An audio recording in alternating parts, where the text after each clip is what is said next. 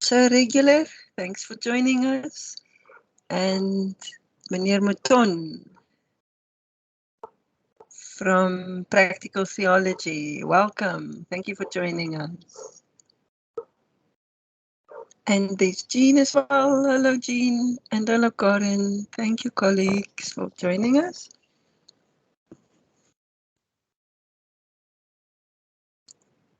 And Tonya, welcome, Prof. Tonya.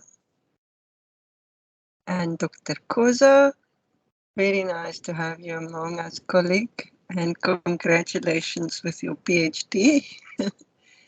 And hello, Valentine. Thank you also for joining.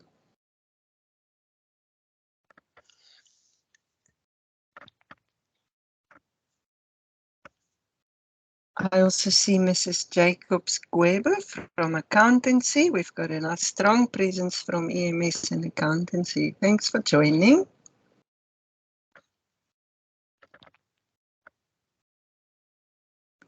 And Ramona, welcome. Thanks for joining us, Ramona. Thank you, Gerda, and good afternoon, everyone. I think they mean good afternoon as well. And there's Dr. Reutner. Thank you for joining. And Mevrouw Steenkamp. You see, there is a lot of accountancy colleagues here. And hello, Charmaine and Prof. van Willig. I think you're also an accountancy colleague. Yes. And Dr. Andre. Yeah, you can speak, Prof. I just said I'm indeed another one of the accountants or the bean counters in the room today. So hello, everyone. I'm looking forward to this. Thank you. Thanks for being here and for all the good people from all the good places. But yes, definitely lots of accountants today. And hello, Monique and Sari and Karen Wolf. So, and there is Pauline as well. Hi, Pauline. So it is now time to start, and I'm going to introduce our speakers for Auxin today. There's the lovely smile. You can see Zelda and Anthea. And our other speaker is Agatha Lebeta. So first, there's Agatha. Hi, Agatha. So I'm going to introduce them briefly. Dr. Zelda Barnes is a lecturer and teacher educator in the Department of Curriculum Studies. And her research is focused on foundation phase language and literacy education and on the interventions designed to improve its quality and effectiveness. She's also interested in how beginning teachers can be equipped with the knowledge and skills to teach literacies effectively. And then Agatha, Ms. Agatha Lebete, also from Faculty of Education and Department of Curriculum Studies. She teaches foundation phase mathematics education. And her research includes assessment, very relevant today, and specifically assessment in mathematics teacher education, and how the learner understands unitizing early grade measurement. So she focuses a lot of her teaching on extension and transference of assessment beyond the classroom and the lecture theatre into the professional space of the mathematics teacher. And so that really informs our Auxin today. And then Anthea, our colleague from CTL, the Center for Teaching and Learning. Dr. Jacobs is an advisor of teaching, learning and assessment in the CTL, and we also call that role academic development. And it is us, the same center, who offers this Auxin, and we fit into the Division of Learning and Teaching Enhancement. And Anthea's research is in the field of academic development, including transformative pedagogies. And she also believes in dogs. Yeah, she's got a new puppy. Or was that Zelda's puppy? No. Okay, well, it's puppy love. So Anthea's, an important focus of Anthea's work is the strengthening of scholarship in higher education and teaching, learning and assessment at university. She believes the collaborative engagement and working together to respond to complex educational questions is key to building the next generation of academics. And this is actually what we see in practice here.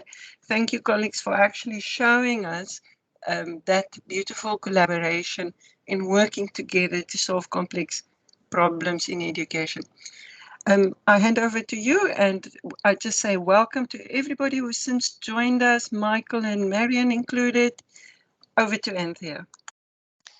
Thank you so very much, Gerda, for that warm introduction. I'm just wanting to make sure whether you can hear me, Gerda, and the rest of the colleagues. All good, thanks Yes, for the thanks. thumbs up. So colleagues, welcome to this afternoon's Auxin session. I thought I'd just switch on my camera for the introduction so that you can see that we are real people on the other side of the screen. But I think it would be best maybe to preserve bandwidth to switch off our cameras again. But I just wanted to say good afternoon and welcome to this Auxin session of today, the 12th of March, from myself and Agatha and Zelda. So I'll just switch off my camera.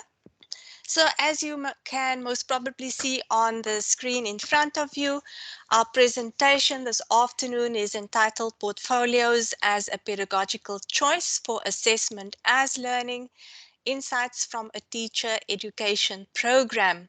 And Gerda, in her introduction, referred to our collaboration, the collaboration with my two colleagues in the Faculty of Education, and it's indeed been a wonderful collaboration. So Zelda is joining from her home office today, and Agatha all the way from London. You see the benefits of connecting via in MS Teams. We have a colleague presenting all the way from London, and then myself as well from my home office.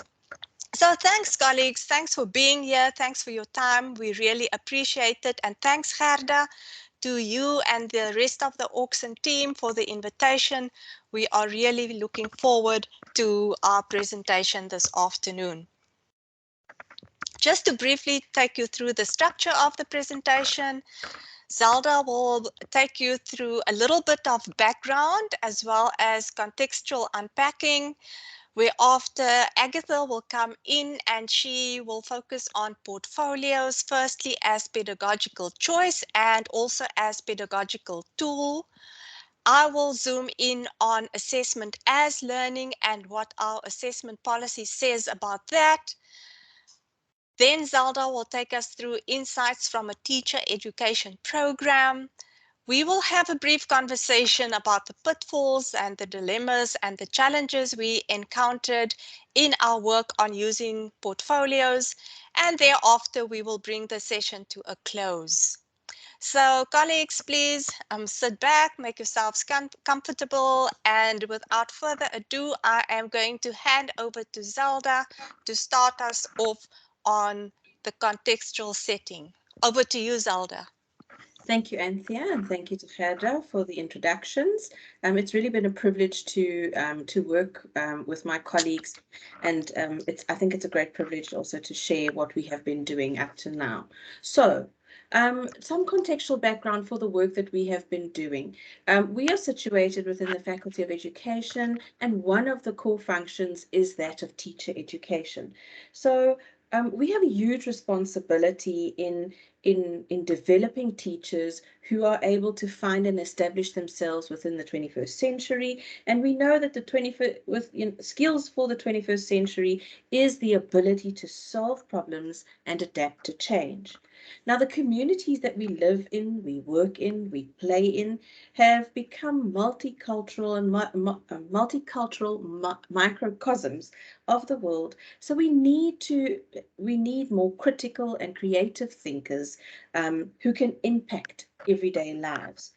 In higher education, it is critical to develop students who can rightfully take their place in an ever-changing world. And in our case, the school system. So in the teacher education space, we need to be especially cognizant of those associated challenges, and we need to be cognizant of the graduates that we need to and would like to produce. Now, the theory-practice divide is a conundrum in teacher education, like in most professional programs, and this divide has forced us to rethink and re-evaluate what we are doing as teacher educators involved in a professional program. So this realignment demanded that student learning be positioned in both the university lecture hall as well as situated within a workplace setting. So we had to develop intentional teaching and learning activities to merge theory and practice. And we identified portfolios as a vehicle for students to document their learning whilst engaging in these activities that we developed for them. So we realigned our module curricula and we inserted a learning and teaching intervention. What did we do? Our pre-service teachers engaged in a service learning initiative that was coupled to our theoretical module. And this intervention was developed as part of a module in the B.Ed program where both students and lecturers were challenged to think and do things radically different. So in this intervention, students were afforded an opportunity to engage in a structured and integrated learning program, which draws on service learning as a teaching and learning strategy. And service learning was employed with the intention to enhance the students' understanding of their academic content whilst integrating it with meaningful community service, instruction, and reflection. So as part of the learning and teaching strategy, students had to document their learning by completing a structured teaching portfolio. And for this portfolio, we were led by Schulman's description of a teaching portfolio. Schulman describes it as a structured documentary history of a set of coached or mentored acts of teaching, which is substantiated by samples of student work, and it is fully realized through reflective writing, deliberation, and serious conversations. So to develop students to become critical thinkers and the problem solvers for the 21st century, there was a great shift in the traditional summative assessment to that of assessment for learning. You can move on to the next slide, Anthea. Anthea, can you move on to the next slide? Okay, now just to stand still at the intervention that we developed, we would like to pause and point your attention to the fact that we believe this intervention that is grounded in our teaching and also picked up on social impact, also picked up on a social impact initiative, and we were able to draw on research as well as research our own practice, is an example of engaged and integrated teaching and learning. And this is also, if you're familiar with Boyer's work, you will also be able to pick up on why we say so. Right, over to the next slide, Anthea.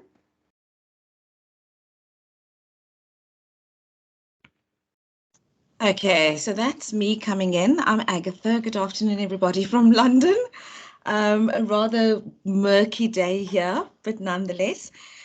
Colleagues, choosing a form or forms of pedagogy in teacher education is incredibly important to us because in a way we model teaching and learning, we model assessment.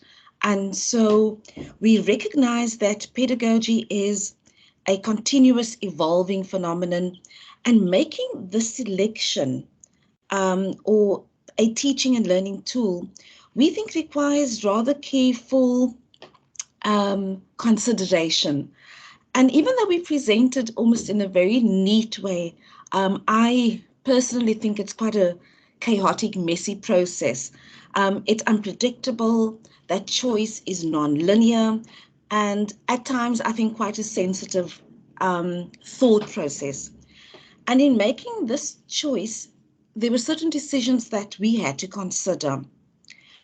So one of the considerations was that we wanted the portfolio, if it is to be a pedagogical choice, it had to continue the development of a critically reflective, lifelong learner.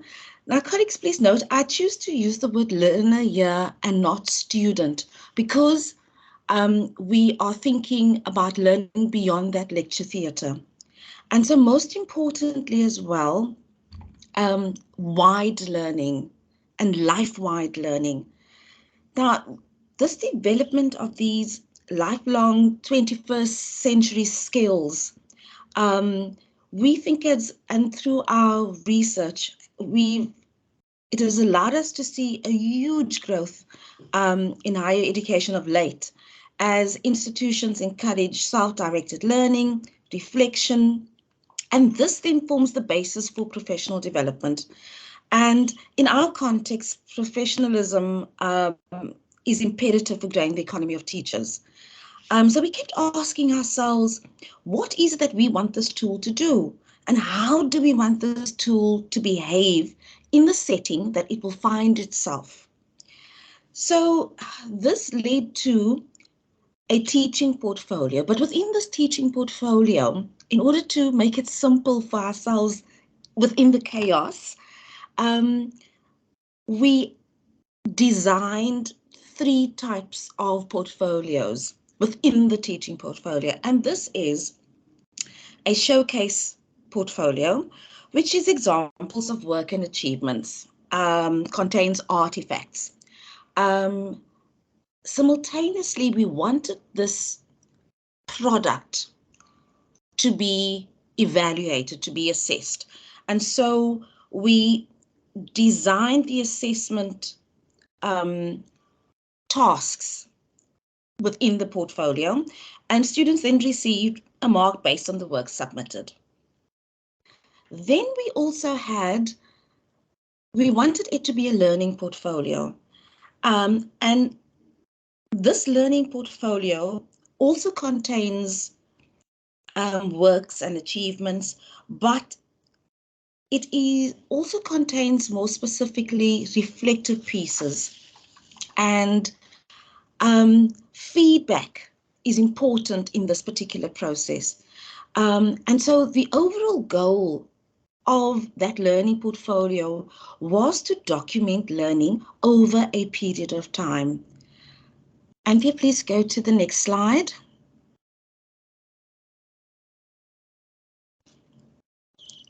Thank you, Anthea. And so, colleagues, with these 3 intertwined characteristics and nature of the portfolios, we need to state that the modules that we are describing use continuous assessment, and therefore the portfolio is but only one form of assessment. So this had to be carefully thought about. How does it fit into, how does it communicate with, how does it link, and what is the relationship to the other forms of assessment that exist on our course? Okay, next slide, Anthea.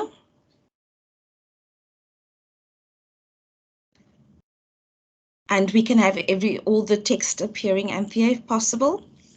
Thank you. So, colleagues, we wanted the portfolio, this teaching and learning tool, to be more than just to develop and assess disciplinary knowledge. It had to cut across modules, cut across curriculums. And so we were looking at how could this tool, this cross-curricular tool, support the development of knowledge and generic graduate attributes. And here we were also considering critical thinking, creativity, as opposed to just focusing solely on disciplinary knowledge, content knowledge within a module. So we were looking at kind of wide learning here. And I think this is of particular interest, and Zelda mentioned this in higher education context, because we have to consider the perceived gap between what students learn and what employers actually value and what they need. So the use of learning portfolios, we think, may assist in addressing these challenges of delivering graduates who not only have disciplinary knowledge, but also then the soft skills that allow them to, I think, operate effectively across a broad range of contexts. So by paying attention to reflection within the portfolio, we wanted this pedagogical tool to shift from being simply a container for assignments, but rather that the learning portfolio provided a discursive space for reflecting on teaching and learning. And in teacher education, I think sometimes we take reflection for granted. Reflection is what we do. It's how we live. It's how we learn. It's how we make sense of our practice. And I think we were just downright ambitious because we wanted the portfolio to be used as a way of thinking about learning, which helps the students to understand what, how, and why they learn. The portfolio also became a model, not just for enhancing learning, but modeling practice as well. And it's about, ultimately, about developing the ability to make judgments, but then simultaneously, how does one evaluate one's own learning? So I think despite the ambitious nature and the gutsiness of us, I think we definitely try to achieve this. And Thea, the next slide, please. And the construction colleagues of the portfolio, I think that no matter how firmly grounded we may be in our pedagogical visions and our values, we had to consider that our students do not always experience teaching as we hope. So we were aware and very conscious of this. And so we were determined to take advantage of, I think, almost nebulous opportunities that the construction process offered us. And so through this construction, we experienced, I think, moments of disruption, of rethinking, revision, and even though we presented very neatly, I think what's behind it is also quite interesting. And so we had to consider that content, knowledge, and skills needed to be scaffolded within the portfolios. Now, consider, colleagues, that we had these different characteristics of portfolios. We wanted critical thinking and metacognition to be visible through the creation. And so within the scaffolding, there had to be strong constructive alignment between our individual courses, our learning outcomes, the program level goals, and just institution-wide generic graduate attributes. When it came to the curriculum, I think that it encouraged the process and not just the product, and for students to be aware of that process. This meant that we had to conceptualize the portfolio as a tool to ease, I think, the tension between their development and the fact that it contained evaluative components, and that tension was always there. And then finally, I think because of the complex nature of the process, there had to be a clear need for effortful curriculum design and explicit scaffolding to students, and the curriculum had to be highly explicit. And of course, the concept of time was important. Thank you, Anthea. Thanks, Agatha. So I will now be moving on to the theoretical framing. Colleagues, just to illustrate that we did not do all of this portfolio work without considering theory. But before I do, I would just like to reiterate what both Zelda and Agatha have said, that the use of learning portfolios in higher education, we realized, may be a tool for us in assisting to address the challenge of delivering graduates who not only have disciplinary knowledge, as Agatha said, but also the soft skills to allow them to operate effectively across a broad range of contexts. In other words, we're aiming for developing lifelong learning skills. So let me firstly speak to portfolios as a tool for learning. So in line with both social constructivist and metacognitive theories of learning, portfolios help us to foster a deeper level of processing and a greater awareness of own cognition. And the creator of the portfolio, in this case, the education students, they play an active role in choosing the material for inclusion. And this is backed up in the theory by Glassersfeld, 1989, and Flavel, 1979. And colleagues, you are welcome to consult our list of references. And of course, there, as Agatha said, needs to be a strong focus on reflection to encourage that deeper learning. And for us, as such, portfolios can support, measure, and document critical self-reflective lifelong learning if we consider it within this context of portfolios as a tool for learning. Moving on to portfolios encouraging authentic assessment, of course, premised on formative assessment, which has the potential to transform assessment practices, according to Torrance 2012. And here it is important, what's important here for us is that students try real world applications of what they are learning while they are out there doing their student practice at schools, in a real world application. For us, it is encouraging that literature reminds us that it encourages their learning. And through students' involvement in the learning process, as such, they are encouraged to reflect also in order to take responsibility of their own learning. Agatha several times referred to the notion of reflection. So portfolios help to develop the graduate attributes required for lifelong personal development and to be successful in society. Thirdly, in terms of sustainable assessment, here I refer to Baud and Falchikov, 2007, who say that commonly assessment focuses little on the process of learning and on how students will learn after the point of assessment. They furthermore say that assessment is not sufficiently equipping students to learn in situations in which teachers and examinations are not present to focus their attention. And as a result, we are failing to prepare them for the rest of their lives.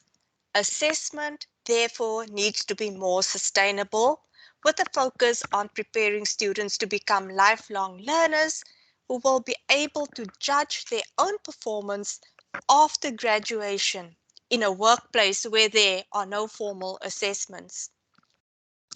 And this, I'm sure you'll know, is regarded as assessment as learning, which focuses more on the process rather than the product of assessment.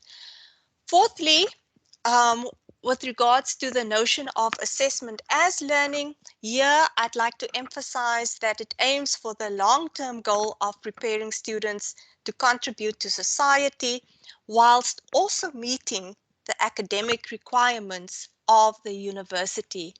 So in a nutshell, all of these important theoretical considerations are important for us because it has the potential to develop lifelong learning skills and to bridge the gap or the perceived gap between what students learn in the lecture hall and what they learn as graduates in their places of work. The theory practice divide that we referred to earlier on. So just moving on, when thinking about assessment as learning, I'm going to refer you to the Stellenbosch University Assessment Policy 2021. And I think it's perhaps necessary to start with an understanding that all assessments may not enhance student learning. I don't need to remind you, colleagues, that learning and studying are often not the same, and students memorizing information in preparation for an assessment may not mean learning. So what then do we mean by learning. So when thinking about how assessment can drive learning and that we should be knowledgeable about the design of our assessments, I cannot help but draw the connection to the importance of the purposes of assessment. And the Stellenbosch University assessment policy clearly states the purposes of assessment as assessment for learning, assessment of learning, and assessment as learning, also referred to as sustainable assessment. And if you have not yet done so, colleagues, you are welcome to go and read through our assessment policy for further unpacking of what these different purposes mean.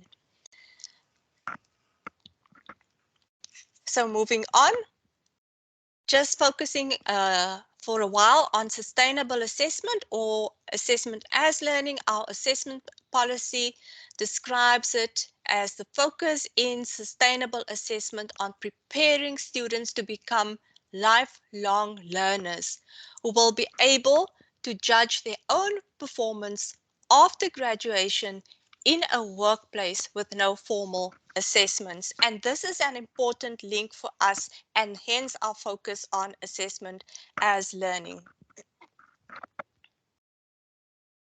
So, colleagues, if you had the good fortune of having attended the Scholarship of Teaching and Learning Conference, the in-house conference last year, you would have had the opportunity to listen to Professor David Bowd, who is a well-known assessment scholar, and he was our keynote speaker. And on the slide, you have the title of his keynote address. And according to David Bowd, the purposes of assessment can be summarized as follows. Summative assessment or assessment of learning, important keyword there is assure that learning outcomes have been met. Formative assessment or assessment for learning, the keyword there enable students to use information to aid their learning. And then sustainable assessment with the keyword there, build students' capacity to judge their own learning. So I would like to elaborate on this whole notion of evaluative judgment, elaborating on the notion at the same time of sustainable assessment. And evaluative judgment was also referred to David Bowd in his keynote address. So evaluative judgment, according to Bowd and his colleagues in the publication on the screen, is about capacity building, the capability to make informed decisions about the quality of work of self and of others. David Bowd argues that if students can't judge the quality of their own work, how can they learn?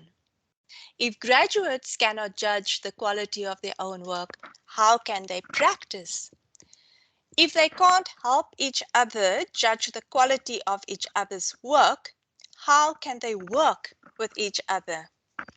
And these are important questions when we consider or we study the whole notion of evaluative judgment and how it links to sustainable assessment.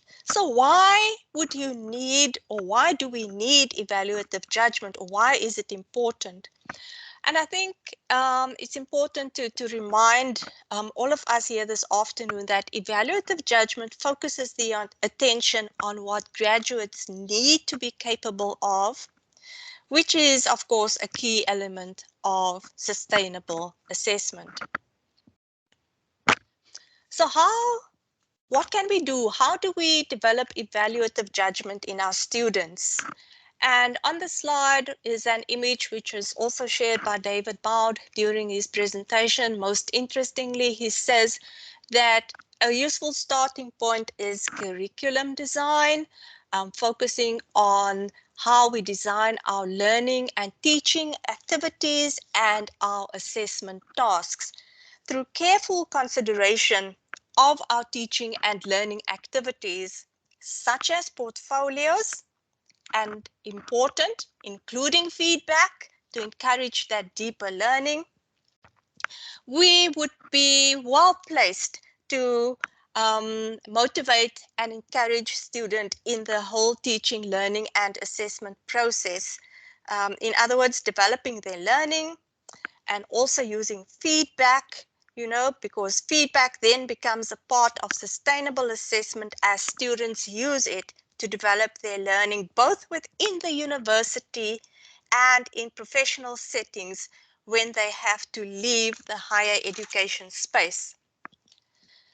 So colleagues, after having unpacked some of the theoretical foundations, I'm now going to hand over to Zelda, who will share with us a few insights from a teacher education program. Over to you, Zelda.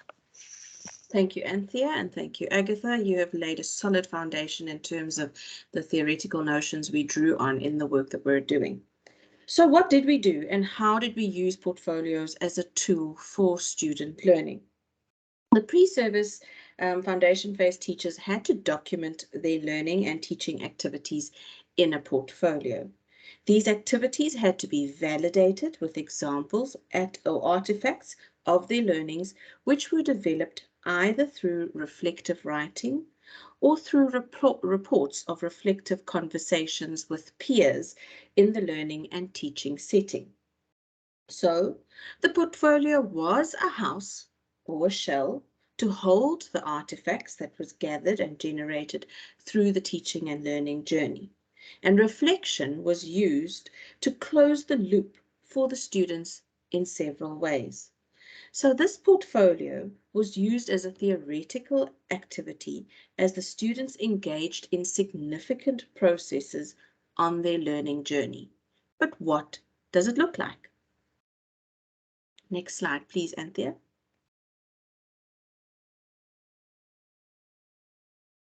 So, after engaging in the weekly lecture, students immediately benefited from a practicum activity that was a facet of the service learning attached to the module. And after each encounter, the service learning, students had to, number one, journal about their experience. This had to be very detailed.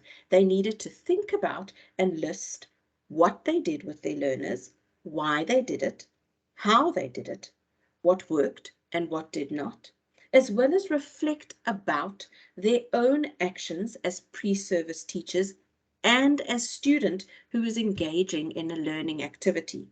And they also had the opportunity to include examples, evidence, or reference points in this initial journal activity. Then, point number two, they had to engage with a theoretical reading that was coupled to the lecture that they had attended in the week, and they had to complete a short, structured assignment based on the reading. Now, these structured assignments were short, and they were either focused around comprehension activities, question and answers, or just they were activities focused on developing the students' construction of their meaning-making process. Then number three, they had to write a reflective essay where they consider the learnings of the academic readings, as well as consider their experience that they journaled about. And then they had to pull their thinking together in a reflective essay. And this essay had to be structured around the following prompts. What was the content that they had to cover with their learners for the week? What was the content they as a student had to learn about that week? Did they or do they know what their learners need? How did they meet that need? And how did they ascertain that they were meeting the need of the learner? This was followed by a class discussion or reflection to close the loop. So 20 minutes of the lecture time was devoted to reflection. And in these sessions, students had to share their thinking about their journal entries, the theoretical activity, as well as the reflective essay. And this session was often set on the basis, was often the basis for the new content that also had to be covered for the following week. And this conversation helped students to tie the loose ends together because they were getting feedback from their peers in terms of their peers' learning. They were getting feedback from us as a lecturer, and then, just tying the loops there. And then the last part of the series of activities for the portfolio was they had to develop a learning statement, and they had to evaluate their learning by compiling this learning statement. So they had to write a paragraph, 2 to 3 sentences maximum, declaring and summarizing their learning for the week. This paragraph was not just to list skills or knowledge. It had to be it had to be a reflective thought about what they had learned as they were developing into becoming these novice teachers. So they could not develop this learning statement without having to go back, reading their journal entry, revising their academic activity coupled to the reading, and their reflective essays. Now, they constantly had to go back and see what they did in order to produce the next thing. So this portfolio, the word portfolio, yes, it was a house, but it was a house for very intentional activities. And those intentional activities was then used to develop the students' learning. So whilst completing these activities, the students could assure themselves of their learning, because it was designed and used to enable student learning, as they could constantly go back to the previous activities for more learning, and they then also built their own capacity whilst judging and evaluating their work. So the development of the teaching portfolio was dependent on us as staff members to mentor and coach them through certain processes whilst having critical conversations. The teaching portfolio was also driven by a certain set of learning objectives. And the teaching portfolio was also used to document evidence of students' learning. It housed reflective essays, which were critical interrogations about what the students were learning, and it was used to close the loop for the students in their learning process. So, considering all of this work, what was the pitfalls, the dilemmas, and the challenges of using these portfolios? And we're going to present this part of our presentation differently. We're going to engage in a conversation, the three of us, about the pitfalls, the dilemmas, and the challenges. Now, the first pitfall is that of assessment. Yes, it's an enormous task to assess portfolios, but we've got to remember assessment is a process, and there are quick and not quick, but there are ways in which you can use this colossal piece of work and assess it effectively. Agatha and Anthea, your thoughts on this? I absolutely agree with you. Zelda, I found that the assessment was how we thought about the assessment influenced how we structured and how we constructed the portfolios. And there was a relationship between the two. I also think that the assessment process was actually quite intense. I don't know how you felt about it, but I found it intense. I found that what I struggled was the measuring instruments. It needed to be reliable. It needed to be valid. And I still haven't perfected that. And I think that's okay. I think because with teaching, you're going backwards and forwards, you're revising, you're refining all the time. So, yeah. Zelda, do you want to comment on that? Yes, just from a practical example as well. So if you consider all the activities that the students had to do almost on a weekly basis whilst they were working through the theory and participating in the practicum experience, I found quick ways in which to assess the portfolio. So I would use the learning statement as my point of departure. And if I didn't understand what the student was saying in their learning statement, I could then go back to the evidence that they had generated and evaluated themselves to try and understand where they were coming from. Now, obviously, assessment is also influenced by your rubrics that you develop, because the rubrics are then The criteria for the rubrics is then defined according to the objectives for using this teaching and learning strategy. So it becomes a bit of a back and forth, like you say. I absolutely agree, Zelda. And I'm happy to report in front of all of our colleagues that I have two colleagues, collaborators here who deeply value the learning, teaching and assessment process as a partnership with their students. And the reason why I am mentioning this is just to latch on to the importance of, being clear about your assessment criteria, making sure that they are well defined. This is extremely important. We should make it clear to our students what's expected of them, what they are expected to do, and this can be achieved through involving them in the teaching, learning and assessment process. We should be able to show them how they can demonstrate that they've achieved the learning outcomes, and this is why assessment criteria and defining the assessment criteria is so important. So having mentioned that about the partnership, student participation and understanding of the process is equally important. Colleagues, I recently read a paper where student participation in the assessment process is encouraged and where the notion of student agency is raised. Now, I'm sure that you have heard about this before, student agency, and it might be a good idea to consult that paper in our reference list and to read more about that.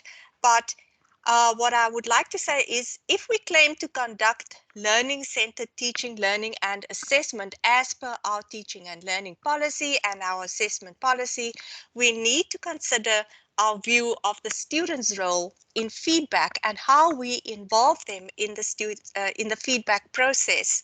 We need a deeper understanding of student agency as a vital construct in learning-centered teaching, learning and assessment. And I think that we've done well, Zelda and Agatha, in starting our considerations of the importance of these processes.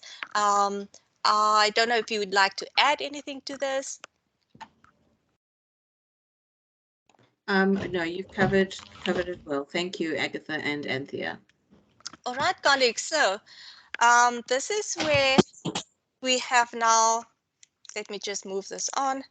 We have now come to the end of our presentation. Once again, thank you very much for your attendance, and you are now welcome to pose any questions. Also, thanks a million to my two co-presenters. We will now have an opportunity to further engage in conversation. I will now stop sharing the screen. Thank you, colleagues. Over to you, Gerda. Thank you, Anthea and Zelda and Agatha. Thanks a million. As you say, it was really interesting and inspiring. Some two important questions coming up.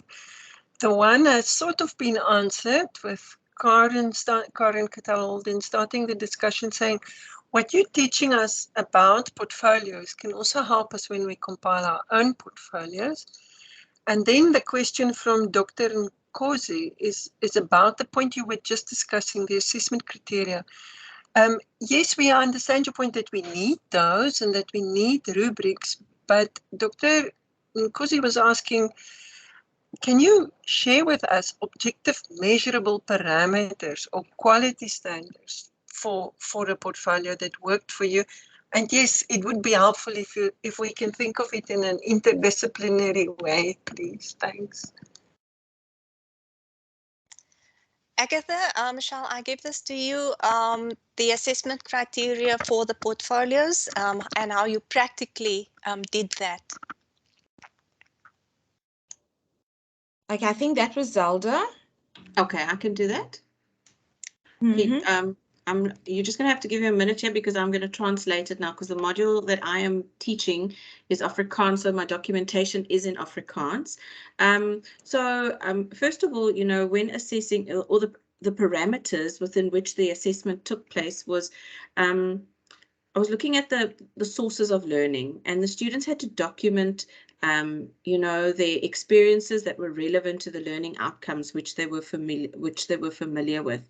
They also had to demonstrate their learning, and when I was looking at the demonstration of their learning, the artifacts, the examples that they included in their reflective writing, the references that they made to in the reflective activities, that was important there. And then I also looked at what's pervasive in English now? Sorry. Evidence. Evidence. Sorry, the evidence of their learning. So when they were referring to in their reflective writing, the activities that they were doing, they had to, you know, show there had to be evidence of their learning. And if they were referring to the skills that they had to develop, the skills that they were drawing on in order to work with the children, in order to break down the content, then you know, that those were the things that we were looking for. And then the application of their learning was also important, and this is where their reliance on the academic content and breaking that down and navigating their way through the shorter activity that was coupled to the reading, and how they then link that in their reflective essay, that came to the fore there. And then the reflection part, reflection about their learning, that came up through the class discussions that we had, just to close the loop. And then the one thing that I also did look at was the whole presentation of the portfolio. Are there things, you know, were they able to make the conceptual links between the activities? Were they able to use the activities to come up with step 5, the learning statement, and did they organize their work in a way that they could make sense of it, and that a lay person coming in could also then make sense of it? So those were critical things that I used as parameters in the assessment. Thanks, Helder. Good translation on the spot there. And yes, I was actually just wanting to know, Nokwazi, if that answered your question. So thank you for your chat. And then Marion McKay, why don't you open the mic? We see you making a contribution there, and it might be easier to hear your voice. It would be easier to hear my voice, but my voice is a bit sore. I'm sorry. I've actually my throat is killing me. But Sure. So, Claudia, would you read it out for me? Yeah, it would be my honor. Thank you. And I'm not going to do the blues voice you just did, sorry. It's really imperative, Marion says, to build the time into the program for the feedback cycle when we use portfolios. Actually, you also made a point, colleagues, about time earlier on, and I was also wondering about that. So Marion says she wishes she knew how long this takes and how important it is when she first did that. These rich, high-impact learning activities do require serious consideration in terms of how long it takes and how much energy it takes, but it certainly is worth it. And that is what... To that? Yes, thank you. Sorry for interrupting. I think I could try to answer that as well. So we thought about time in different ways. So the first thing was that the portfolio was a collection and a showcase of work over a period of time. So it's almost a semester's work. So there's that aspect of time that I think is important. And then there's the aspect that the feedback happens through the assessment process and not just at the end of it. And so students can refine their work as they go along, and so therefore they're learning as they're learning about the assessment process, and they're learning about the content and skills and the situation in which they find themselves, which is the service learning. So I think there are different aspects to the time, but yes, it's labor intensive. I think it's costly, but I think it's worth it. Salda, you want to just add something? Thank you, thank you. I also just wanted to respond to the time. You must remember what we illustrated here are various processes, and some of these processes run parallel to each other. So there's I almost want to say there's 3 phases to this activity which we did. There was the lecture time, and various things happened in the lecture. Then there's the service learning activities where they're busy working with learners in the workplace, and then there's engaging in the activities that they have to do for the portfolio, to develop their portfolio. And the feedback happens constantly whilst they're engaging in the lectures as well, because we have check-in sessions, and then they're engaging with the academic work separately afterwards as well. But this isn't something that you can just develop when you're assigned a new module. It takes time, because I'm thinking now in terms of my own time. I first needed to establish the content and the materials for this, and that took a good year of teaching and working through the content for this module. Only then could I think, but is my teaching effective? Is what I'm doing effective for student learning? And then I only brought in the service learning part, and then I had to tie the loop for myself, and that's when I came in. Oh, sorry, that's my watch.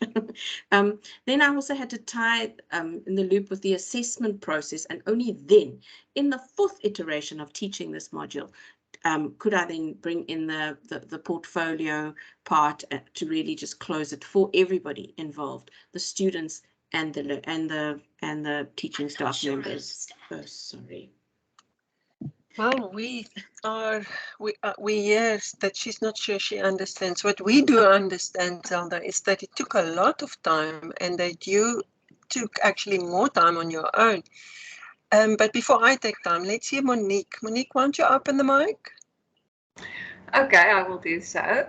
Yeah, I was just thinking it would be great to hear some of the presenters' impressions about the students' reflective ability, because reflection seems to be an integral part of the portfolio process.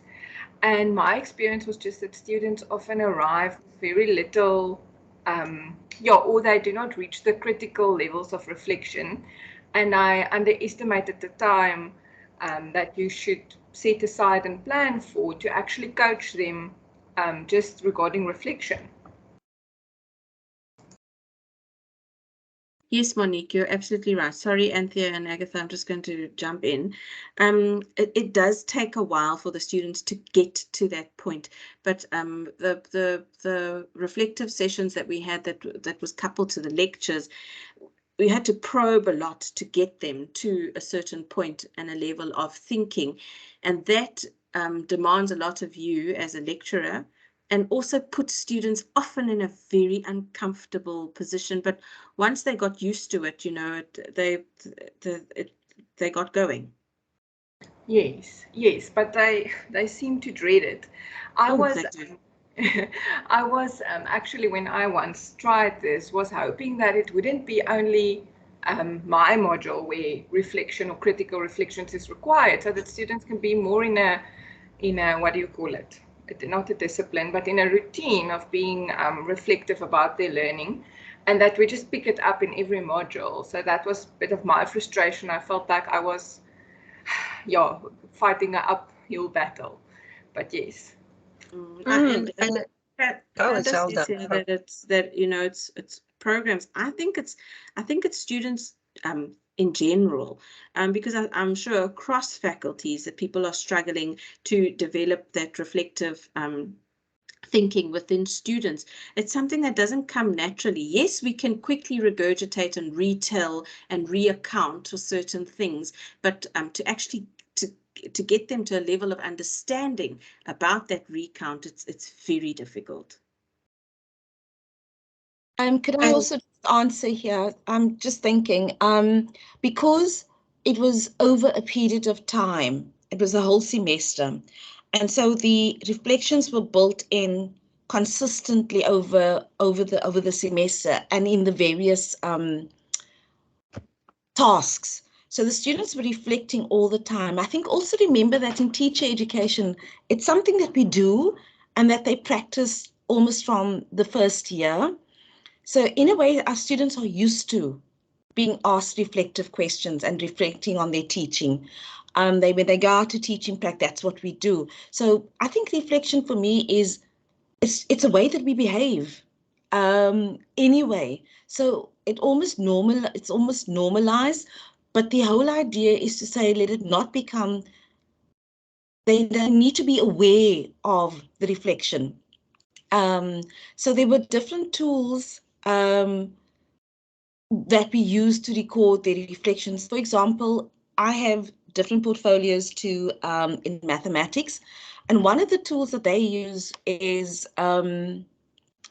they use Instagram. For example, on my course, I have a professional teaching portfolio for 4th years, and there the reflection is very different. The reflection is over the 4-year period, and it's a portfolio that students can then use to in job applications.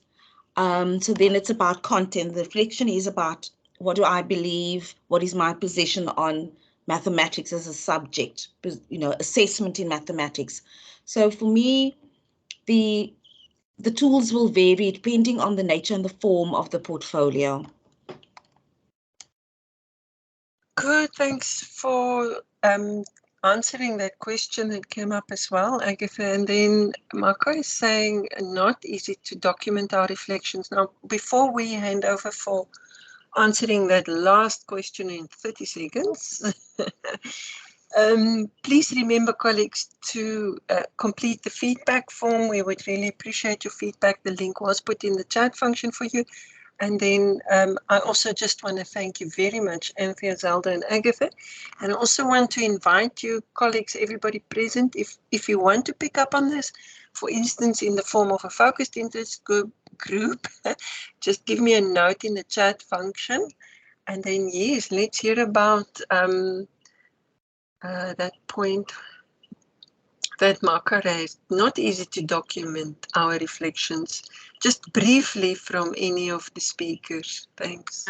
If I may, Anthea and Agatha, in recognizing that it's not easy to document your reflection, that's also why we broke up the activities in the portfolio into various facets so that students could use the one, and build their reflective thinking to produce the last source of learning. But it is very difficult, and especially for students, because sometimes when you ask them to write a reflective essay, if you don't help them to structure just the essay, that it won't be a reflective essay. So you've got to do a lot of coaching and probing, and you've got to think creatively of how you're going to get them to stop and think about their doing and what it means. Agatha's use of Instagram was efficient because the students could capture a moment and their caption that they had to come up with to describe the picture or talk to the picture.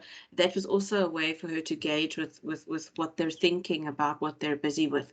So, but sometimes I think we also just need to stop and think about who the students are, what they are busy doing as students, and use that as an opportunity as well in our teaching. Thanks, Zelda. That's a lovely answer and worthwhile hanging around a little bit over time. We're going to leave it there for now. And if anybody wants to join in further, collaboration, as Anthea put it, on this topic, you can let me know in the chat. For now, thank you so much, Agatha, Zelda, and Anthea, for the beautiful session together. And many colleagues are saying so. Thanks, colleagues. Thank you, Gerda. Thank you, everyone. Thank you. Thanks, everyone. Thanks, everyone. Bye. Bye. Bye, thanks.